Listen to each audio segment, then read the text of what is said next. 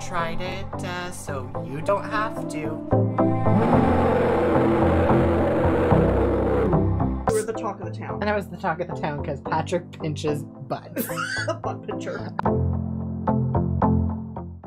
Guys, welcome to my channel. So for this video, I thought it would be fun to do a ranking of all the Disney princesses. Now, I know a lot of content creators have done this in the past, but I thought, why not do it myself? And I invited a few friends along to help do a ranking of the different Disney princesses.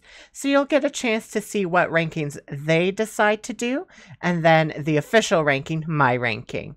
So why don't you dive right on in and enjoy the show. All right, the video chat is starting right now. Hi there, how's it going? So cute. I actually have. So Angela and I went to the dollar store one day to be pretty princesses and bought tiaras that are like that. Mine is the blue Cinderella one, I think. Well, hello there. Oh my gosh. I love it. Oh my god, you look amazing. You look like a princess.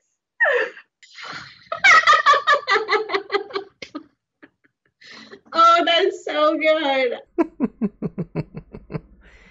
Well, thank you so much for coming on. I really appreciate it. I thought we'd start off with you introducing yourself to the audience. Well, my name's Jasmine. I'm Patrick's favorite person, and he's mine. So my name is Deanna. I know not a whole lot about Disney princesses, but we're about to find out how much I do know. I work with Patrick. That's how we met. And I'm one of his Patreon supporters, so I'm happy to be here. No problem. Hi, everybody. My name is Jen Rice, and I'm a huge Disney fan. I actually grew up watching these movies, and I keep watching these movies, even though I don't have kids, because I just love them so much.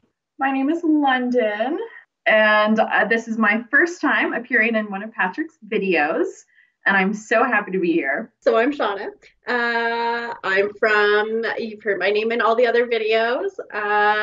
Pam called me out for thinking she was a millennial like myself. I'm also the Shawna from the memes. I'm sure I know Patrick has talked about me before without me knowing about it. Maybe. I know you have. So is there anything you're celebrating or anything you'd like to share? Yes, actually, it's my 30th birthday today.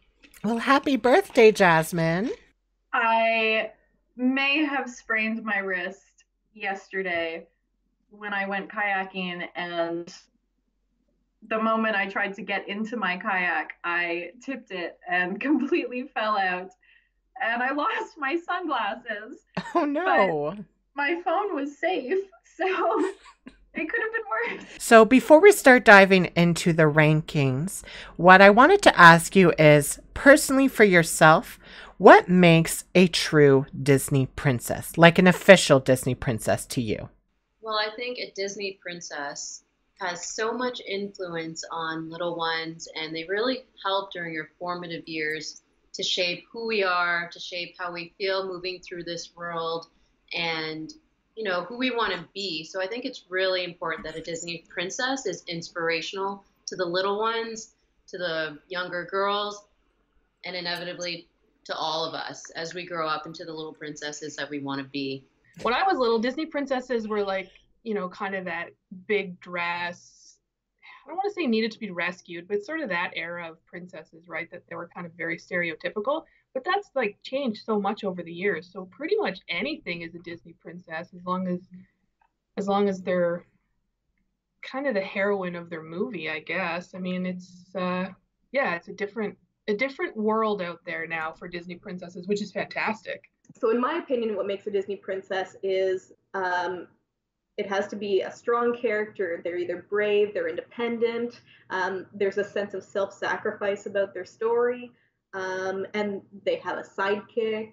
And then part of me feels like, at least in terms of categorizing Disney princesses, I have to feel some sort of personal connection to them. They have to touch me in some way. You know, Patrick, I think it totally depends on what era of Disney princesses we're talking about here. If we're talking about prior to 2000s, it seems that it's really about beauty and having that kind of damsel in distress quality.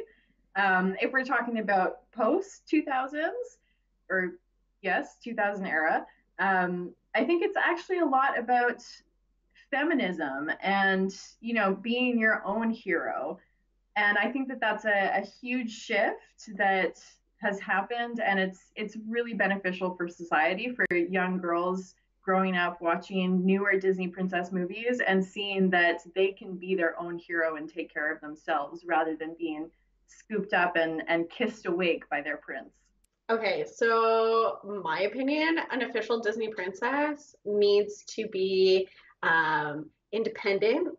She needs to be confident. She needs to like hold her own no matter what the situation is. She Miss Congeniality needs to have poise and grace. She needs some really great hair and like can pull off a ball gown dress, but can also like get down and dirty. Well, those are all good qualities to have. Now, I did do some research, and on the Disney Wiki, it's the official yet quote-unquote unofficial categorizing of what makes a true official Disney princess.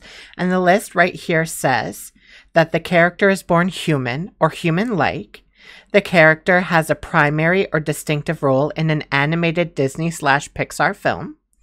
That the character has not been introduced in a sequel. That the character has either been born royal, married royal, or has performed an act of heroism. The character's film should be a box office success that is neither underwhelming nor overwhelming, and or have cultural impact. And the character must also have some form of a companion, like an animal companion. So those are technically the official yet unofficial categorizing of Disney princesses. Now, we're not going to use that basis for when we're ranking the princesses that I have today, but I just want you to have that so you have it kind of in the back of your mind. So without further ado, why don't we dive right on in and get to the rankings? So how we're going to do this is I'm going to start from the beginning of the princesses all the way to the end, and you're going to just rank them either higher or lower from the princess previous, and they can start going in between and so on and so forth. You're going to do your own ranking. You're going to give a bit of details as to why you like or dislike that princess and things like that. Now, before I start listing all the princesses, I do want to apologize in advance should I happen to mispronounce any of their names. So, let's jump right into our first Disney princess. Our first Disney princess is Snow White from 1937, and she is voiced by Adriana Caselotti. Oh God, Snow White. Ugh. Okay, one, can we talk about the graphics in that movie? Like, I get it, it's the 30s, but no, honey. No. And also, who thought that it was good to ever take food from a stranger? Like, why would you take an apple from a stranger? Oh, I'm so hungry, but I can sing to all the animals, so all the animals could just bring me food. No, I must take an apple from a stranger. Like, no. Snow White, you're at the bottom of my list. I actually really like Snow White, and that's probably just a personal thing in a lot of ways. I actually dressed up like her when I was, I want to say 7 for Halloween, roughly. Because I was very pale and had very dark hair, so it was a very easy costume. And yeah, it's probably one of the first Disney princesses that I personally saw. So for me, she's going to be higher in the ranking. What do I think about Snow White? The best thing about Snow White are the 7 dwarfs. That's it. She is the second lowest on my list. I actually put Snow White right at the bottom. I feel like she has very few redeemable qualities. There's very little fight about her. A lot of her story is kind of just, it happens to her. She doesn't really have a part in how it all plays out, except for the first part of the film where she runs away. So Snow White's right at the bottom for me, personally. You know, with Snow White, I feel that she's perhaps a little bit special in a way that I wouldn't classify any of the other princesses, just because she was really the start of the entire Disney princess world. So, with that and really no other reason, I think I would put her kind of higher up on the list. She is like ultimate damsel in distress. I mean, she gets rescued by a number of men many different times throughout her film. From 1937, we jump to 1950 with our Disney princess Cinderella, voiced by Eileen Woods. Cinderella, what a poor soul. You know, I think that she would probably be on the top half as well of my list. She does have a fairy godmother, which is super fun. She has a great fairy godmother, and she has the mice, which are super fun. Gus Gus. I love Gus Gus. Yeah. Yeah, I would put her higher up, not above Snow White though, I think. You know, she does have some struggles to overcome. She's a real sweetheart. You know, and I guess in the end makes us believe that dreams do come true. They can, regardless of what your background is. But in that bottom category where I really don't think that the princesses were as inspirational as they should be. She is higher than Snow White, but both of them highly rely on a man for their success. Cinderella's another one that I had this on VHS, so now you know the era in which I grew up. Yeah, I don't know. She was all right. She'd definitely be lower than Snow White for me. Most of these answers are going to come from a totally feminist perspective, as you probably expected from me. Yeah, I mean, I didn't love that it was all just about her trying to find her true love, which I guess sort of is the crux of a lot of these, but I did feel bad for her. I mean, she lived in not a great situation, and she's trying to get out of that, so I feel it. I don't think she's too much lower than Snow White, but I don't remember everybody on this list, so we could end up with a gap. But yeah, definitely below Snow White. All right. Cinderella, she's got a bit of a coolness about her because she's lived sort of a not as privileged life as her fellow Disney princesses. I feel like she has some really great themes around bullying and being who you are. But I much prefer the portrayal of Cinderella in other movies like Ever After. So Cinderella is actually number 13 on my list, just right above Snow White. It's good. Cinderella, she's okay. There's been a lot of spin-offs of Cinderella, so like I get it. Okay, cool. But like the OG Disney, I mean, maybe in the middle, you're okay, but you're not my favorite. 9 years later, in 1959, we have Aurora from Sleeping Beauty, and she is voiced by Mary Costa. So Aurora is neat to me. She's a character who's been pulled away from that royal life and doesn't really know that she's a princess, which is a recurring theme in Disney. But she's found a way to sustain herself. Obviously, her 3 guardians are completely useless, so she's probably had to raise herself from a very young age. She's figured out how to get food. She's figured out how to communicate with the animals. So she's learned some valuable life skills, and although she is a fairly flat character for most of the film, the first part, I feel like she's really got something about her. She's not seeking anything new. She kind of gets thrust into this whole business when all of a sudden at 16 years old she's got to prick her finger and go to sleep. So I actually put Aurora as number 11. Again, pretty useless. Needs a man. Not the greatest message. And it's nothing against Sleeping Beauty herself as a character, but really it's that messaging that they're sending out to little girls. Oh, I don't think I knew her name. I don't remember. Shows how memorable she is. Yeah, really. I've definitely seen Sleeping Beauty. Again, she kind of feels like Cinderella to me in some ways, but even like less impressive. So obviously she's below Cinderella. I don't actually have a whole lot to say about her because I didn't even know her name, so that's probably not a good sign. Although I guess I always just knew her as Sleeping Beauty. Like she's she's memorable because it's a classic movie, but as a person, I don't think she's that memorable. God, that girl, Sleeping Beauty. Oh my God, I hate that movie. I hate that movie so much. The dragon alone gave me nightmares for like ever. I watched that movie once as a child, and I could tell you and describe the exact place I watched it because I was so traumatized. Also, yeah, the thing is sharp. Why do you touch it? Why must you put your finger on it? There's no reason for this situation. Like, I can't with her. She's like with Snow White at the bottom. Like, you too, bye.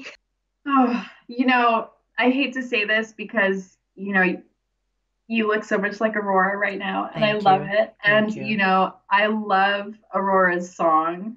And again, fairy godmothers. But, literally with Aurora, she spends the entire movie asleep. At least Snow White, she's only asleep for a little bit, but Aurora's just asleep the entire time and does absolutely nothing. Takes a whole 30 years in 1989 to go for Ariel from The Little Mermaid, voiced by Jodie Benson.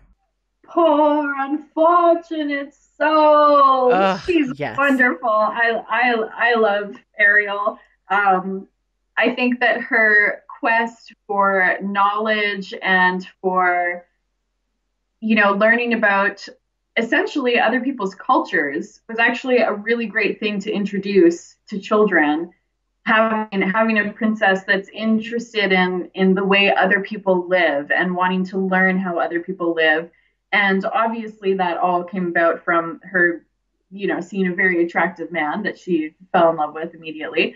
But there's some strong ideas in there that are really good for children to have.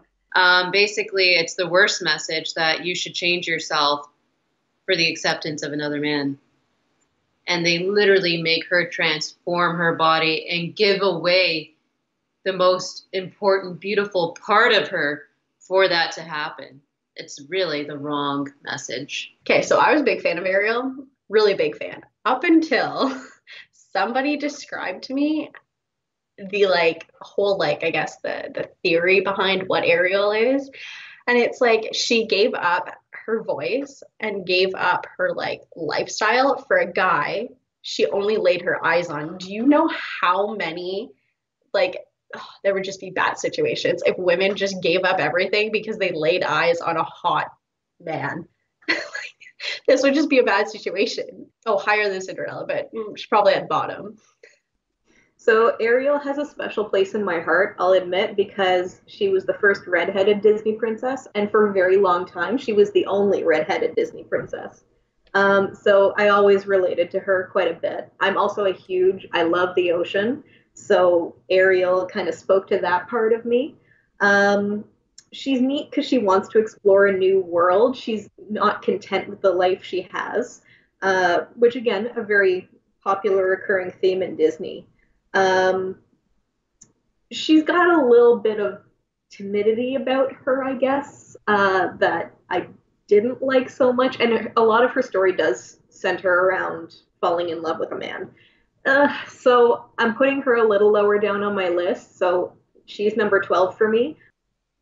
Oh, hot take. I don't like her. I don't know what it is. I do know what it is. She's kind of ditzy. She decides to give up everything for her man, which is annoying. And I don't know, man. Even some of the songs in the movie, yeah, she's yikes. She's gonna be below Aurora at this point, I think, which is hot take, I know. From there, we jump to 1991, where we have Belle from Beauty and the Beast. She's voiced by Paige O'Hara.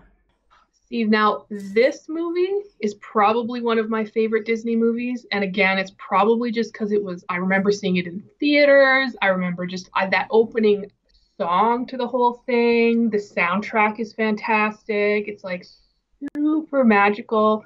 And it's not really about her again. I do love the whole movie. I love sort of the whole premise and yeah, you kind of falling in love and kind of that blind love, I guess, in a lot of ways. And it's kind of got that story to it. Again, I mean, it is what it is in terms of a story, but it's I think at this point in the rankings, it's going to be first. You know, Belle has a wonderful story, actually. I would definitely put her in the top half. You know, she might actually even go above Ariel because she's very well read. That's important to her, which is a great thing for young girls to see. And then she's not superficial, obviously. She ends up falling in love with the Beast. She has strong morals and loyalty to her family. You know, she's willing to imprison herself to save her father. And that's not something that a damsel does. That's something that the hero does, is sacrifices their own life and themselves for the benefit of somebody else. She is not only a brilliant female, she reads books, thinks they're important, is well known for being well read, and, you know, it just warms the heart. She's able to see the beauty and the scariest or ugliest thing that others can't see. She's able to see someone's true self and is able to love what that is instead of fear that. And I think that honestly should be a message for humanity. Belle is okay. The cartoon version is good, but I'm a bigger fan of the newer one that came out. And the only thing he had to like keep her there really that she liked more than anything was all these books he had, because she was obsessed with reading. So I'm sorry, but I don't like to, you know, be trapped in a library. So girl, you're probably above Ariel, but you're at the bottom. So Belle, I related to quite a bit. Her love of books, just her love of being independent and free. She doesn't really care about what other people think of her. Not really that much. I mean, at one point she asks her father, "Do you think I'm odd?" So it's clear that she puts more stock in what her family thinks of her than anyone else. And that's just a really great, great personality, I feel.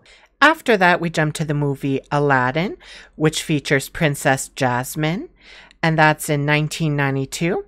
Her speaking role is voiced by Linda Larkin, and her singing is done by Leah Solange. This is another one that I saw in theaters. I remember seeing Aladdin in theaters, so that's pretty cool. Same thing, holds a special place in my heart. We had it on VHS. I remember like watching it again and again, including all of the not so great sequels. Yeah, and she's kind of cool too. Like just, yeah, her overall, I don't want to say her overall vibe, but like it was, yeah, she was a big part of the movie, but she obviously also wasn't the focus of the movie, which is different from sort of all of the other ones in a lot of ways. So I don't remember a lot about her character in that movie as much as I remember sort of Aladdin and the genie and that whole thing. So I love the movie. She was sort of a secondary character in a lot of ways, even though she was also a major plot point. I think she is going to have to go after Snow White. AKA Princess Jasmine here. I have her fifth from the top. She is born into royalty. She's pretty well off. But I have her pretty high up just because, you know, she was a feminist of that time, essentially. And not only a feminist, but broke, I guess, societal norms in marrying somebody outside of her class. But I love Aladdin. Oh, it's so good. So good. Okay, Jasmine's probably one of my favorites. She's a bad bitch. I like her. She is like I feel like that's where Disney shifted from having princesses in like desperation versus having princesses in like power and control. I love Jasmine. She's like my number 2. So Jasmine is a fun one. She's pretty feisty. She doesn't want the princess life, at least not in the way that she has it. She wants to be able to walk among her people and know more about them.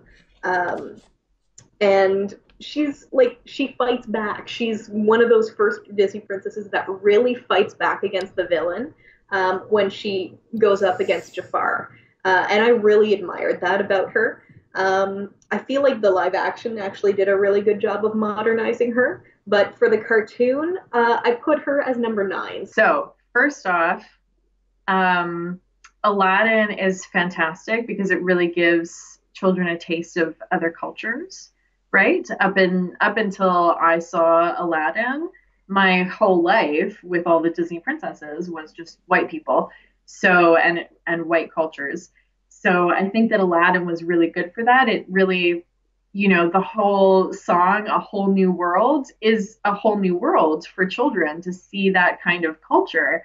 And also see it in a kind of a nice light. It's not painted as some scary image.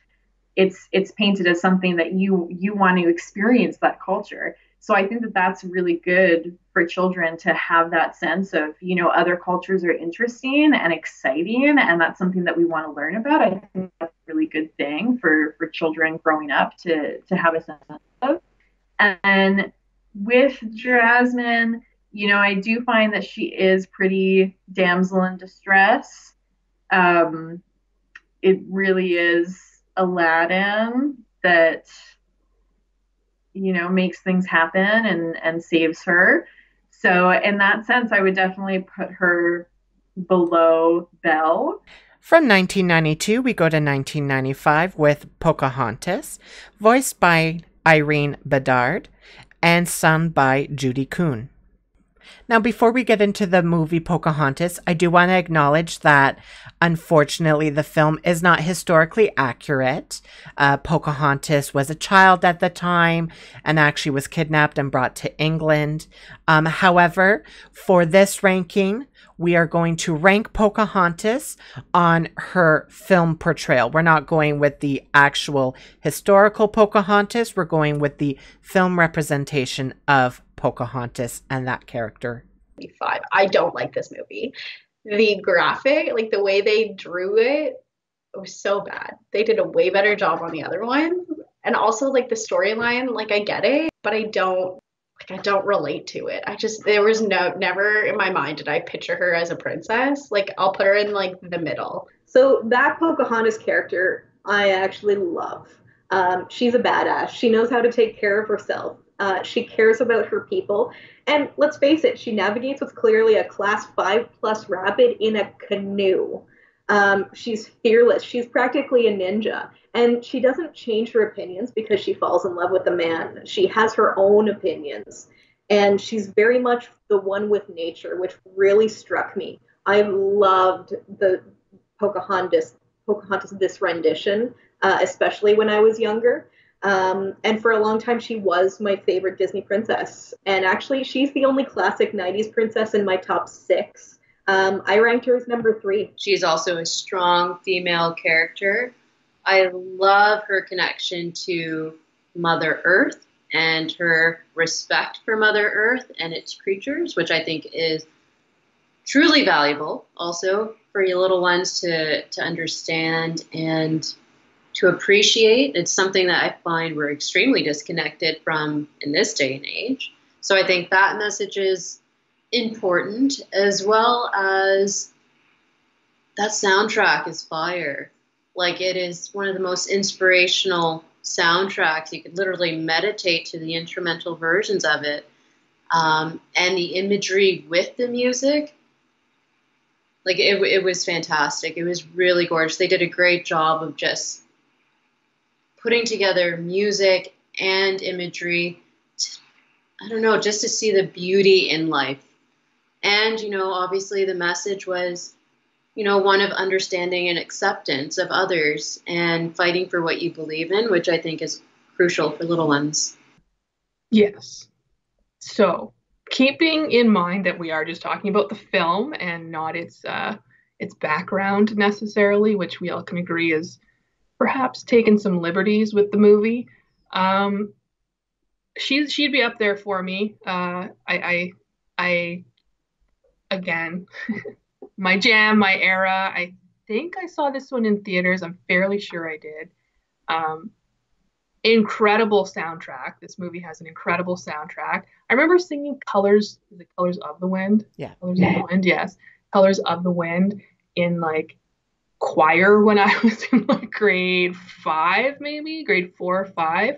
I remember and stunning soundtrack, but she's also like, environmentalist, like, I mean, obviously that era and whatever, but like that sort of piece of things was always really cool to me.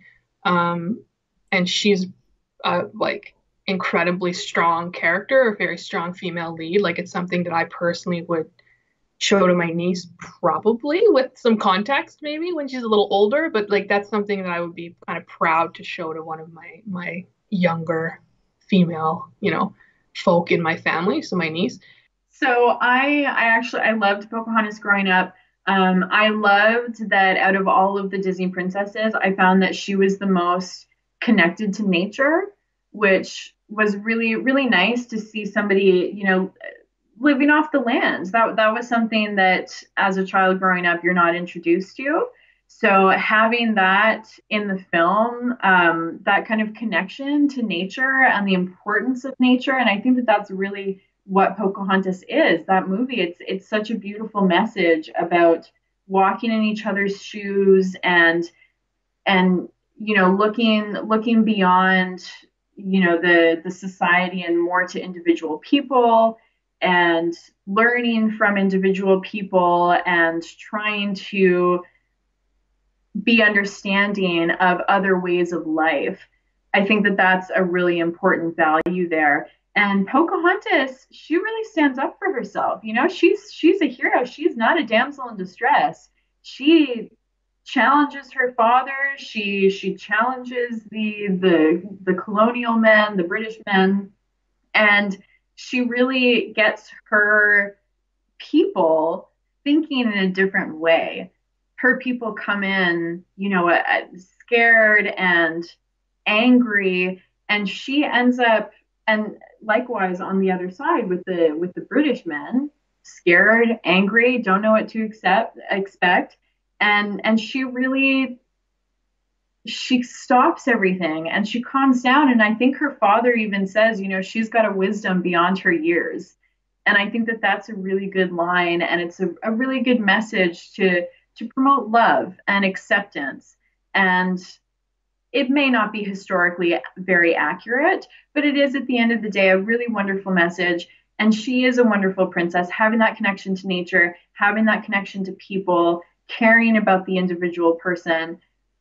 It shows how big of a heart she has. And I think that that's a really good message. From there, we go to Mulan in 1998, voiced by Ming-Na Wen, and signing voice by Leah Solange. Oh, she's cool. I mean, I know that you personally love Mulan. You also know from one of your earliest videos, I think, from your Disney princess ones, that when I took that test, I came out with Mulan, which you were super jealous of, I'm just saying. So, yeah, again, very, very strong female character. But like even her sidekick is cool. Like she's just got such a cool vibe to her. And the story, of course, like wanting to fight for your country, and then the whole gender piece, and like that's all right up my alley now. And just the whole thing, like her whole, love her. She's definitely number one at this point. Ooh, yes, that was a big one. I was 8 years old when that came out, and it was like the one VHS the school owned, and we watched that on repeat. She is fourth from the top. And again, a really great inspirational message to little ones. Overcoming societal norms, fighting for what you believe in. More importantly for Mulan, taking care of your family, which is, it's important, but I find like she's willing to give up her life to keep her family safe, which is huge. And you know what? Yeah, like, again, another feminist of the time. You can do whatever a man can do, you know what I mean? And she proves that she is just as good a warrior as any other, and she can do that. And not only is she not a man, she has to hide her feminine features and whatever that might be. Like, that's an additional stress throughout extremely stressful time. Let's be real. She went to war. Love Eddie Murphy in it too. He's awesome. He's funny. But Mulan is another really inspirational character of finding strength within. It was kind of the end of the classic princess era and the start of the new, really cool princess era. So as I mentioned, Mulan also a badass. She's awesome with a sword, which is something that we've never seen before, and she's even better with a cannon. She actually has the highest body count of any Disney character ever, if I'm not mistaken. So that's pretty fun to throw on a Disney princess there. She gives zero craps about her appearance or her status. She risks death to save her father. And she has a really strategic mind. She really learns from her training, and she puts herself on the same level as the men around her, if not higher. So I love Mulan. I'm with you, Patrick. And also, let's face it, she saves China. It's a very compelling story, and I feel like her character really does a good job of capturing that. Oh, Mulan. That is also a bad bitch. Oh, girl. She was like a go-getter. She's like Jasmine. She's like, I don't need somebody. And like, you're going to take my dad. No, I'm going to go in his place. I'm going to show these men that women can do it too. And that like, they might not know, but I'm still going to be better. Oh, I just love her. So great. Also, Eddie Murphy as Mushu the Dragon. Golden. So yeah, she's where are we? Number 3? I'll put her as number 3. Emperor bows to Mulan. It makes me cry every time. Seeing the entire crowd bow to her. It's just so empowering as a woman to watch. China, and she's clever, you know, like all of the men shooting the cannons at the soldiers, and she goes for the avalanche. She's clever, she's intelligent, and she has such a determination. She does not give up. No matter how many people knock her down or tell her that she's not worthy, she gets back up and she keeps going. She's amazing. From there, we wait 11 years before we get Tiana from The Princess and the Frog, and she's voiced by Anika Noni Rose. Oh my God, Kate, that movie is so cute. I love it. I can't. It's too cute. Minus the fact that she's a frog for pretty much most of the movie. It's still so cute. I like it. She's a go-getter. She like had dreams and ambitions, and like, yeah, she wanted to fall in love, but it was never like her main priority. Her main priority was like following through on her dad's dreams of like opening a restaurant and like an atmosphere for people. I love her. So maybe I'll put her. This is a tough one. Maybe I'll put her right under Jasmine. Right off the bat, first Black princess. That's amazing. So we have Tiana, we have Mulan, we have Jasmine, and we have Pocahontas, and everybody else is white. I don't know the exact numbers, I can't remember them, but that's only 4 princesses of color. So I mean, it's important to give Tiana that. You know, it's really, really great. I mean, it took until 2009, which is not great, but we got there. Disney got there. She also spends a lot of the time of the movie actually as a frog, not as a Black woman. Not great, but that's aside. Tiana, she does have that drive that's really important for young children, to see an independent woman who's wanting to carry on her father's legacy and you know, be loyal to the family and have those high morals and the important things in her life. And it's not just about men, you know, it's not about falling in love and wearing a pretty dress. Oh, all right. I was 19 when that came out. Went to see it in theaters. Loved the setting. Loved it was in Louisiana feel. Loved the music in it. However, I'm not 100% sure of the messaging in that movie per se. It's not very clear. It's not direct. I guess you could kind of come up with something out of it. But I do have Tiana 1, 2, 3, 4, 5, 6 from the top. So Tiana is really neat. She's the first character that we can see in a more recent time period.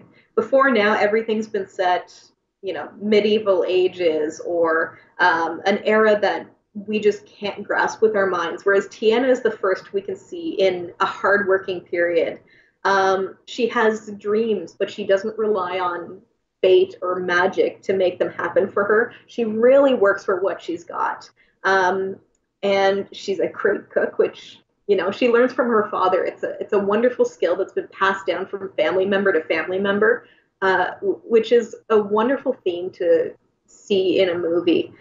She's also the first African American princess to be depicted. I do want to note that.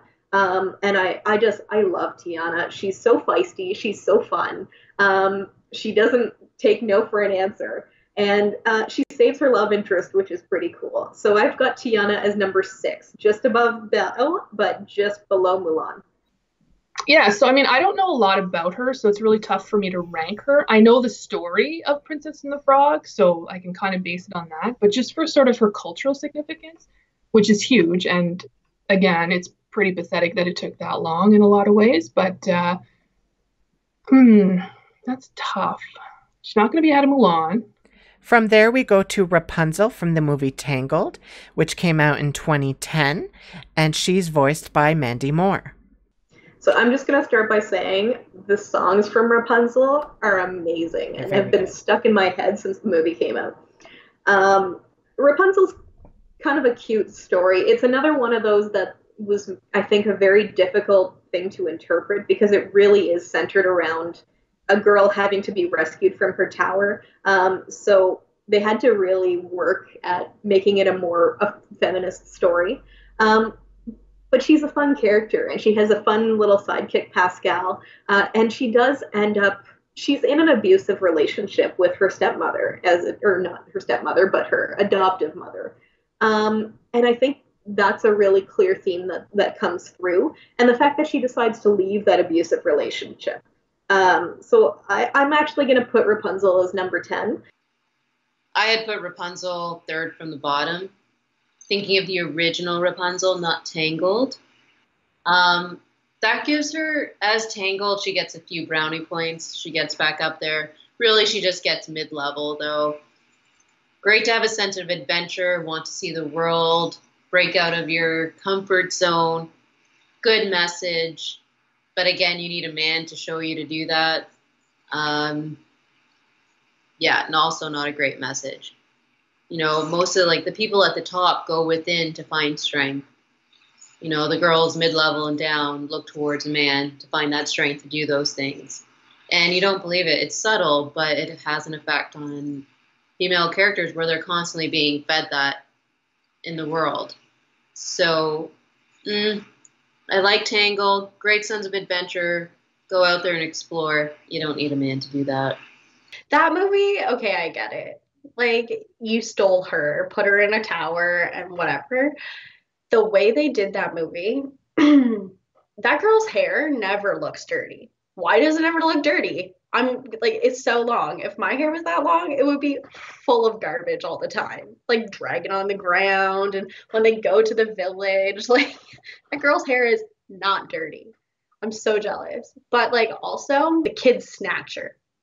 Brush out her hair because her hair gave her youth and rejuvenation and all that stuff. No, honey, her hair is not worth that. Don't do that. Don't ever do that to somebody. I wouldn't necessarily say I see Rapunzel as a princess though. So I say she's in the middle, but above Pocahontas because Pocahontas again is you're not. So it takes Rapunzel a really long time to find herself and stand up for herself. If Flynn didn't come into the picture, would she have ever made a move to leave the tower? It was really a man in her life that, she didn't feel safe leaving the tower. She wasn't courageous enough to leave the tower by herself. She needed a man there with her to be able to leave the tower. So I don't know if that's a very strong message to send as a princess. So pretty much the classic Rapunzel story. Okay. With the caveat that I haven't seen it, and based on sort of your synopsis and knowing the story of Rapunzel, I'm going to put her after Tiana. From 2010, we go to 2012 to Merida, and she's voiced by Kelly MacDonald. Merida. Yes, I love Merida, particularly because I love archery myself, and that's her big thing. And I feel a certain connection to her because of that. The idea of being able to defend yourself, and take care of yourself is really big. And she fought so hard against just being the princess that is there for the man and is there to bring the countries together. And she ultimately won her own hand in marriage, right? That's the idea. She wins this competition and she doesn't have to marry one of these men. So I think that she is a really great princess. Oh my God, this one is my favorite. Oh my God, she is my favorite. She's so spunky and like such a badass. I love her so much. The whole movie, she's like, I don't need somebody else. I don't need anybody else. I need to prove it to everyone that I am like just as strong as the men, and I don't need a man to be like in charge. Oh my God, I love her. She's such a badass. Oh, frig, I love her. She's my number one all the time. There's no comparison. Ooh, I have seen this one. Not I don't remember a lot of it, but I do remember thinking she's a pretty cool character. You're gonna get all like my strong female leads are gonna be at the top of this. Like that's just how it's gonna have to go for me. So again, like a cool kind of progressive, I guess, in a lot of ways, character. Again, I don't remember a huge amount of it, but I remember her making that impact on me. So that says a lot, I guess. I really should be writing these things down. She's gonna go definitely after Pocahontas. I like Merida. I do. Great character. Love her unruly ginger hair. Actually have her just below Tiana. She's born into royalty, so she's already born with like whatever she needs essentially, which is why she's just at the bottom of the top list. And not to take away, like honestly, some of these characters could easily overlap for me. It's not to say she's at the bottom of the top list because that's where I want to put her. It's just, she's incredible again, breaking out societal norms, a feminist. Her mom, I believe, has her own ideas, and her mom kind of go on this journey together of exploring the beauty within, or the strength and beauty within. So Merida is fun. With my Scottish heritage, of course, that immediately spoke to me. She's also neat because she was the first Pixar Disney princess. Pixar had never had a Disney princess before, so that was kind of a fun thing. She's a strong, independent woman. She's a typical rebellious teenager. She's a hell of a shot with an arrow. The red hair thing obviously played its part in my connecting with her. And she's not outwardly gay, but I feel like she could be the first gay Disney princess, which is amazing to see. I can't wait until Disney actually comes out and full on says it, because it's only a matter of time. But when they do, I think Merida will kind of have been that first step to getting there. Then we go to the movie Frozen with Queen Elsa, who's voiced by Idina Menzel, or as some like to call her, Adele Dazeem. Elsa is not a nice person. She is selfish. She locks up her sister. She's so paralyzed with fear that she refuses to have any life at all. And, ultimately she does conquer that fear, but the way that she does it, it actually punishes a lot of people around her people. It's her kingdom and her people, and she's supposed to take care of them and be there for them and be their leader. And she's so immature about it. And she's so scared and she's so selfish. She just pushes people away endlessly.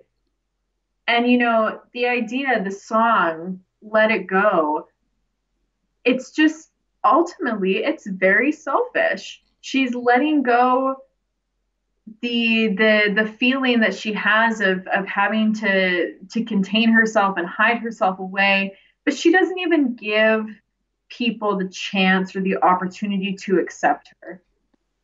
No, she's below Cinderella for me.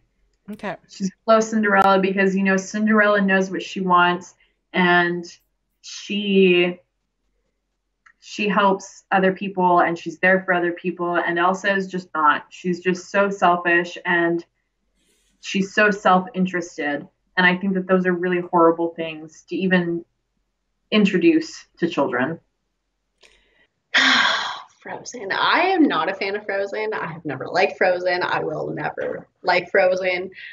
My opinion on Elsa is, technically, if you look back on the other Disney movies, all the Disney people who have like magical powers and stuff are the evil people. They're the evil villain. So like technically, wouldn't she be an evil villain? And for that reason, you're at the bottom of my list. I have seen Frozen, have not seen Frozen 2. I really liked Frozen. I mean, who didn't? Who didn't? Oh, that's tough. I don't even, like, I feel like I don't even need to give any, like, context because I don't know a single person who hasn't seen Frozen. It's like one of those movies that everybody has seen. They're both very cool. I know we're getting to Anna later, but they're both very kind of cool in their own ways. Cool. Oh man, I don't, it's tough. I don't even know if I can like pick one over the other, let alone rank them between other princesses, official or unofficial. It's like nostalgia too for me versus like new Disney. So that's sort of a thing in my head. Okay. This Julie thing obviously going on and whatever, but oh man. Why is it so hard? Elsa has to go after Merida. Oh, but then I have Belle, don't I? She might have to go after Belle. So I actually have Elsa and Anna in a category on their own. So I've kind of got like my top level, my mid level, which consists of them, and then the bottom level. And not because I don't think highly of them. I think they're great characters. And let's be real, like let it go, let it go. It's like a fantastic tune and super catchy. However, born into royalty, they kind of have everything that they need. I guess their parents do die, but like it seems like a really picturesque place that they live in. It's not really a hard knock life whatsoever. Elsa, I have respect for. You know, because I guess it's a different type of challenge. It's a different thing to have everything you could ever need and then hide the most obvious part of you. So I could respect that challenge. And I'm sure it would speak to a lot of individuals who could relate to it in different ways, in so many different ways, whatever it could be. Yeah, so Elsa usually gets that stamp where she's the very definition of female empowerment. And she did kind of kickstart a new era with Disney. She's clearly a good queen. She has the leadership qualities needed, even though she's fairly isolated for most of her life out of fear. So her character is quite compelling. And Frozen 2, I know you haven't watched it, Patrick, but man, does it ever add a depth of character to both Elsa and Anna. In Frozen 2, it's her journey of self-discovery. You know, as much as Let It Go and all that was her coming out into the world, whether that's, you know, in one way or another, the Frozen 2 really goes into the who am I really? And I found Elsa's Frozen 2 journey of self-discovery quite compelling. It gets me every time. I've honestly watched this movie probably 6 times this year. I loved Frozen 2. I love her character. She's super strong. She's witty, which is funny. And she's got these little quirks about her that are just so fun. And also I'm going to add, she's voiced by Idina Menzel, who I absolutely adored in Wicked. And I love her so much. So Elsa is my number 4. She goes above Mulan, but below Pocahontas. Wow. Keeping with Frozen, we've got Princess Anna, voiced by Kristen Bell. Okay, Anna's the sister, right? Again, I have no feelings.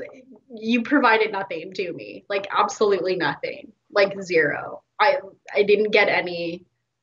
I don't know what you sing and hang out with a snowman and a guy and a reindeer. Girl, I get it. You're like on an adventure through Hippieville, but like it's all frozen. Okay, I get it. You can be again with your sister, probably at the bottom. Anna, she's a great sister and really supportive, and honestly is the family member that you want there for any of those type of challenges I just mentioned. Yeah, I don't have much to say about Anna. She's a great little sister. She's honestly a very supportive family member. Okay, so yes, Anna is definitely ahead of Elsa, just for the reasons that I said. So she's very kind of, again, like a strong female lead. She's like very interested, family focused, which is fantastic. Interested in like, yeah, and just sort of doing all kinds of things that are super not comfortable for her and pushing herself because just she loves her sister and wants to save her. So that's, yes, agreed. Yes, Princess Anna. She definitely ranks way higher than Elsa. Anna was about to marry a guy literally the first minute she saw him. Yes.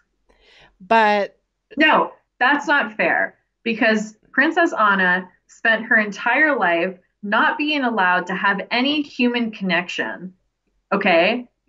Elsa made sure that Anna had zero human connection, that she was not allowed to have friends, that she was not allowed to leave the palace, that she was not allowed to even talk to her own sister. What was she going to do? What was going to happen when she met the first person who decided to talk to her? What was going to happen? Of course, she was going to fall madly in love with this person because she was totally alone for her entire life at no fault of her own. She was forced into a situation where she was alone. She was basically held captive in her castle. She wasn't allowed to leave. And finally, when they opened up the doors, she's so excited to be around other people. And yes, I mean, she does fall in love, but the idea of love at first sight isn't something that I want to bash. It's, love at first sight is fine.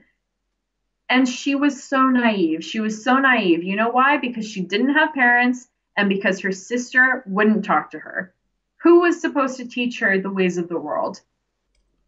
This is the thing. If she was mistreated like that, by a man and she still went after him, that would be a different story. But this is her sister. It's her family. She knows that her sister is struggling. And so she put aside her own feelings of anger and resentment and fear to help somebody that needed her help. So, Anna, I'm going to speak from my experience again, Anna from Frozen 2, because in Frozen 1, she's kind of a naive character. She has nothing to lose. She goes out of her way to get into trouble. But then in the second movie, it's 3 years later, she's grown. She's got something to work towards now. That strong family value, and even her love interest, Kristoff. There's a lot in there that's really, really compelling. There's so many adult themes too that are addressed in Frozen 2, which are huge. I mentioned the journey of self-discovery with Elsa. In Frozen 2 for Anna, she deals with depression, with crippling depression, and it's very clear when it's portrayed on the screen. And that's why I say some of these movies they're so wonderful for adults to watch too, because as soon as that happened, I could see myself in her depression. And that was just so touching. I loved the way that was depicted. So Anna is number 2 on my list, just above Pocahontas. And in 2016, we have Moana, voiced by Oloi Cravalho. She is number 1. Numero uno. I actually watched Moana for the first time in the last couple months, and I loved it. Every single moment. And selfishly, she sails. It's also a part of me that I'd like to explore and take some sailing lessons. So, I'm a girl of the ocean and the water. So it really just spoke to me at a really deep level. Kidding. No, that's not the reason. But also, all of those things are true. But Moana, love the tunes, love the songs, love the coloring and the imagery of the movie. I love the community in which she grew up and that they show in one where they, and again, it's always like little kids just take this in, right? They eat it right up and they hold on to it. So showing like a community in which everyone works together cooperatively.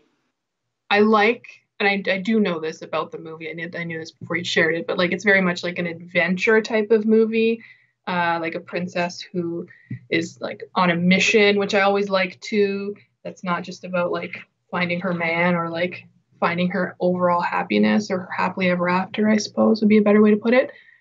So she's going to be up there in the rankings. I do love sort of that nature piece always, because I'm a hippie, I guess, at heart. So again, kind of getting that cultural diversity is always very, very cool too. Okay, so Mulan's still number one. She's not moving there. Pocahontas too? Very catchy songs in that movie. I mean, is she a princess? Is she not a princess? I mean, I get it. You're a village person and you're out to save the world or save the ocean. I don't know. Cool. Yeah. Girl. What are you? I'll put you in the middle, but above Pocahontas. I love Moana. I mean, who doesn't love Moana? Everyone loves Moana. I mean, first and foremost, I have to say I love Lin-Manuel Miranda. His songs are amazing. All of the songs in Moana, I love so much. Getting to her as a princess, she has the chicken with her the entire time. She's got the pig too, but mostly the chicken. She's courageous. She's the first female chief of her time. She struggles with what she wants out of life and what her duty is. And ultimately she has both of those things. She finds a way to both get what she wants out of life and be what she needs to be for other people, for her community. I'm going to say it straight out. Moana's my number one. Okay. I love Moana. I love her story. I love everything. I feel like Moana, the movie, is the perfect Disney animated film. So the definition that makes her a princess, she's the daughter of the chief, so for all intents and purposes a princess. But note, she does go out of her way to kind of slough that off when Maui mentions it to her. Her sidekicks are a demigod and a chicken who manages to get himself into more trouble than he's worth. So it's less of a sidekick in the sense of, they're number two. She's just really looking out for this chicken because Hey is a troublemaker. And it's kind of fun to have that extra part of the story. And I know watching the behind the scenes, Hey almost didn't make it into the film. But with Alan Tudyk voicing that, oh my gosh, it was fabulous. Moana is also a true hero. She actually saves the world. And I don't know that that's approached enough. She doesn't just go out and save her people because Te-Fiti's heart has been taken. She actually saves the entire world. If that heart had never been restored, the entire world would have died. So right up there, she's she pursues her dream while at the same time saving her island. But notice that until her island is in danger, she knows it's her responsibility as leader to stay with her people. So she's got this loyalty about her to her people. She's a leader, a true leader. She's a strategic thinker and a problem solver. She looks past the problem. She's kind while being critical. She takes the time to do things like teach the younger people in her village how to dance. And then in the end, her happily ever after is becoming the leader of her people and showing them the ways of their ancestors. Well, thank you so much for ranking your princesses. But in the end, your ranking doesn't really matter. It's appreciated, but after all, this is my show. My ranking is the one that matters the most. So I thought I'd start from lowest to highest for my Disney princess rankings and kind of give a bit of an explanation as to why I've chosen to rank the princesses that way. So from lowest to highest, I have Aurora from Sleeping Beauty. The main reason for that is she's kind of forgettable. She has the least amount of speaking lines out of all Disney princess characters, and she's kind of boring. After her, I had to go with Snow White. Snow White's an interesting story, but she takes fruit from a stranger. She falls asleep into a glass casket until a prince comes along and kisses her. After Snow White, I have Cinderella, simply because it's the classic tale of finding a prince to marry you. After Cinderella, I have Rapunzel, as I have to agree with some of my guests. She did need kind of a man to come in to help her leave the tower, which I find isn't a good representation for a Disney princess to children. After her, I categorized Elsa next. The reason for that is I kind of agree she was a bit selfish. I understand, yes, in her mind, she was told that she was different and weird and to stay away from people. So I get that. However, even when her sister was trying to help her, she was just like, no, get away from me. And to me, I just don't find that's a good quality. I get it, but that's kind of why she's low in my opinion. After Elsa, I have Princess Anna. And the reason for that is, yes, I understand she went after her sister. It was wonderful. It was great. And yes, I understand she was locked away, not having any human contact. But for her to be able to fall in love with someone immediately and want to marry them still bothers me a bit. So that's why she's at that stage. After Anna, I have Jasmine, simply for the fact that the film wasn't really about her. And yes, it was great. She stood up against the villain, things like that. But she was a bit selfish in the sense that she kind of dug the prince only when, you know, he had the money and stuff. I do appreciate the growth of character, though, that in the end it didn't matter. But just for that, that's why she's there on my list. After Jasmine, I have Ariel from The Little Mermaid. And the reason for that is, yes, I get the whole she gave up her voice for a man, and I understand that. However, Ariel was a true explorer. She wanted to know more about what else was out there besides just under the sea. She wanted to see a whole new part of the world, and I really dig that about Ariel. After Ariel, I have Tiana from Princess and the Frog. The reason for that is she's such a hard worker. I don't like the fact that they give a hard rap on her in the movie where, oh, she's such a hard worker. She has no time for fun. She needs to have more fun. I get that, but we're trying to show that she's a business mogul. She wants to run her own restaurant, and why can't we just appreciate that? Why do we have to hate on her for that? And the fact that she's not having fun. After Tiana, I have Merida. And the reason for that is simply because her movie's kind of meh. I appreciate that. Yeah, nope, no man needs to marry her. She'll marry herself if she has to. She'll win her own hand in marriage, and I do like that. However, the movie's about her mom turning into a bear because she wanted to change her mom change her mom's opinion about things. And the rest of the movie is just about trying to change her mom back to a human. So it kind of lost the momentum that I think it was trying to build on. After Merida, I have Belle from Beauty and the Beast. The reason for that is she's book smart. She's very smart. I kind of don't believe the whole Stockholm Syndrome thing. I do and I don't. I feel that it's a good story because she sacrificed herself to be imprisoned instead of her father. That's truly commemorable of her. Something else is that she looks at the inner beauty, not the exterior beauty. And unfortunately, though, it looks like Belle probably would have been crucified or burnt at the stake in her day and age because she was a well-educated woman. After Belle, I have Pocahontas. Such a beautiful story. It was really about looking past people's differences and trying to bring communities together. She sacrificed herself for John Smith at the end of the film. And still at the end, even though she did love him, she let him go and stayed with her people. She's athletic, she's one with nature, and that's something truly admirable in a princess. After Pocahontas, I have Moana second. I love Moana, such a good movie. She has a decent body type in the sense that it's not super skinny like all the other princesses usually before her.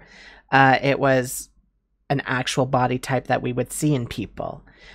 Something else about her, yeah, she saved her people. Like one of my guests said, she pretty much saved the world, I guess. She was all about courage. No man was involved whatsoever in marriage or anything, and that's something I really appreciated about Moana. And last but certainly not least, my number one for myself, you probably already guessed it, is Mulan. I grew up watching Mulan, and I really love that movie. Mulan is my favorite Disney princess. It's one of my favorite Disney movies, simply for the fact that she saves China. I mean, she sacrifices herself to make sure that her father doesn't go to war because her father's old and ailing, so she goes on his behalf. She's smart. She saves them from the Huns. She didn't worry about any masculinity problems with the men trying to overpower her. She climbed that pole and got that arrow out of that branch. She was smart with the cannon, and she saved the emperor and the whole of China. I mean, at the end, when the emperor and the rest of China bows to her, I get chills and cry every time. It's such a good movie. Sure, there's a man involved, like a relationship kind of, but that's not the center of the movie. And that's not the driving force for Mulan. She's there just in the war and to represent her family and to help in the war. She's not there because of a man or anything like that. So I really love Mulan.